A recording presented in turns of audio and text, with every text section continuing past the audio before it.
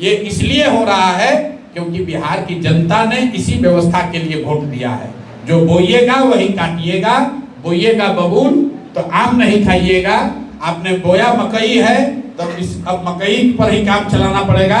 मकई चाहे 2000 में बिके या 1300 में बिके, उसी से जीवन चलाना पड़ेगा। महाशय, प्रशांत किशोर भविष्यवाणी करते हैं, जैसे अभी आपने बताया कि ये हटेंगे, और अभी वर्तमान मुख्यमंत्री कौन होगा, इसका क्या भविष्यवाणी? हम भविष्यवाणी नहीं करते, हम लोग तो जो दिखता है वो बोल रहे हैं।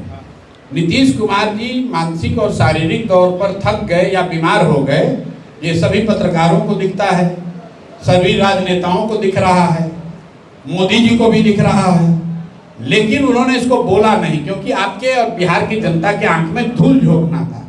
आप बताइए कि नीतीश जी की तबीयत खराब है या वो मानसिक तौर पे स्वस्थ नहीं है, ये कोई नई घटना थोड़ी है। ये तो बिहार में पिछले 1-1.5 साल से पूरी बिहार की जनता देख रही है। लेकिन उनके नाम पर जो लोग सत्ता में बैठे हुए हैं, जो लूट रहे हैं, जो सत्ता चाहते हैं, उन्होंने कहा नहीं नहीं यही रहेंगे, बहुत अच्छे हैं। तो हम लोग को जो दिखा वो हमने बोला। हमको नहीं मालूम है कि बिहार का मुख्यमंत्री कौन होगा, लेकिन हमको ये मालूम है कि जो भी होगा उसकी चाबी अब अमित शाह के पास होगी।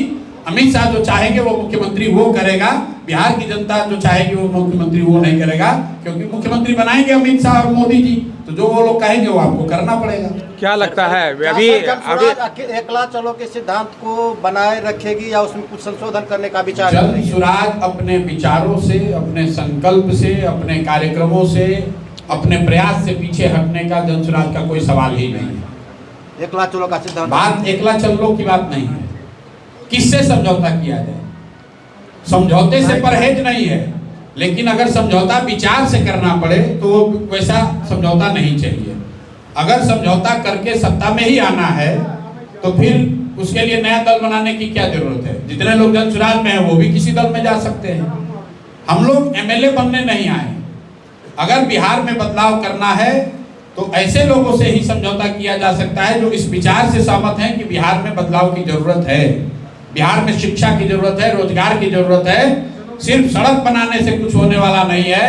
अंग्रेजों ने भी बहुत रेलवे लाइन बनाया था, उससे गरीबी दूर नहीं हुई, उससे आपका भला नहीं हुआ। इस देश में आजादी के बाद जितना रेलवे लाइन बना उससे ज्यादा रेलवे लाइन अंग्रेजों ने बनाया था, तो क्या उससे देश का भला हो गया? तो सड़क देखकर वोट देने वाले लोगों को ये समझना चाहिए कि अगर आपके बच्चे पढ़ेंगे नहीं, आपका बच्चा मजदूर रहेगा गुजरात में, तो बिहार में सड़क बन जाने से आपका जीवन सुधरने वाला नहीं है। महाशय, आज एक अन्य मार्ग खाली हो रहा है, उनका स्टैंड मार्ग में शिफ्ट हो रहा है, इसको किस मुख्यमंत्री आप नहीं रहिएगा, अन्य मार्ग खाली कीजिए।